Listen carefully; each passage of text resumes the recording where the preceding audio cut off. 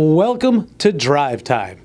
Later on tonight, the USF Bulls will be at Raymond James Stadium hosting Cincinnati, the final home game. What is turning out to be a pretty magical season for the Bulls. Absolutely. If you would have told me at the beginning of the season that this Bulls team would be in contention to possibly play in that American Athletic Conference title game, I wouldn't have believed it. This was a young team. They showed some talent, but you look at their first two seasons under Willie Taggart, and, well, this was a team that just kept falling apart. They'd start out strong. They just couldn't find a way to finish games. But now this team is finally clicking on all cylinders, and I think they put together really their most complete performance this past week against a tough Temple team.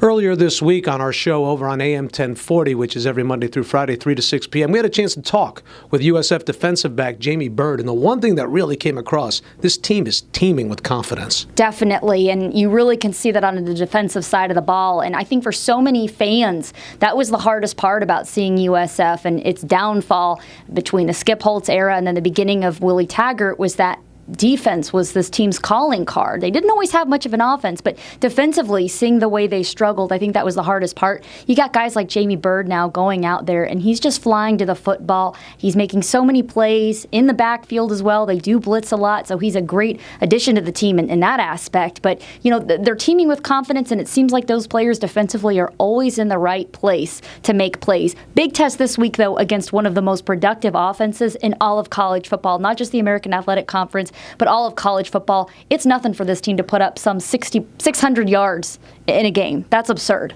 Can't let down after the win against Temple. Now on Thursday, they'll be at UCF for the Thanksgiving Day showdown, and then hopefully there should be a bowl game now that they're a bowl-eligible team. But Tampa, it's your last time to get out there at Ray J and support the Bulls this season, and you know what?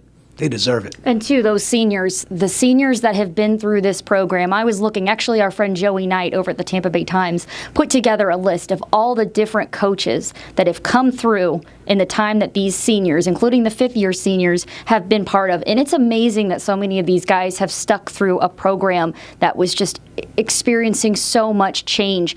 It's really, really neat to see those guys, their commitment to USF. They didn't transfer away. It's really neat that they're going to possibly be rewarded. I mean, they're bowl eligible right now and a very good chance to get there. It's great that they're going to be possibly rewarded with a bowl game, possibly even, again, American Athletic Conference title game. They could go into that depending on how they do as well as how his Temple does. They need a few things working in their favor, but it's just great to see that, you know what, those guys are going to be rewarded for their time, their patience, and their commitment to the school.